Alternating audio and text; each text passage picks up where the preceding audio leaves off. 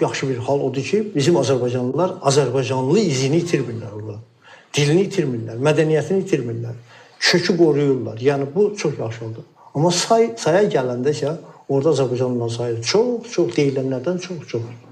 Mən də saymamışam, amma mənim təxminimlə dediyim qədərdir.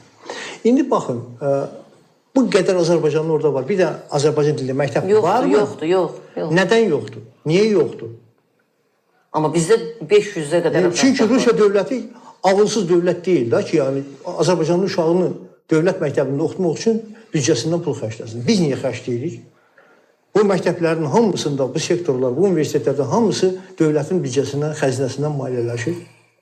Rusiyada sabah bizə özünün əyaləti kimi baxır. Rusiyada baxır, oradan deyir ki... Ölkəni işğal etmək üçün deyirlər, orada mənim əhalim yaşayır, Rus dilli əhalim yaşayır. Dil, mədəniyyət. Parkda gedirsən bile görsən, Azərbaycanlı uşaqlar dayanıqlar 10 dənə, 15 dənə öz aralarında Rusça danışırlar. Yəni adamın pisinə gəlir ki, bir ne dili bilmək lazımdır. Nə qədər çox dil bilirsən, bir o qədər adamsan deyirlər. Dili bilmək lazımdır. Amma sən bunu məişətində öz dilindən qabağa keçirirsənsə, bu artıq ağırdır. Bu artıq ayıbdır.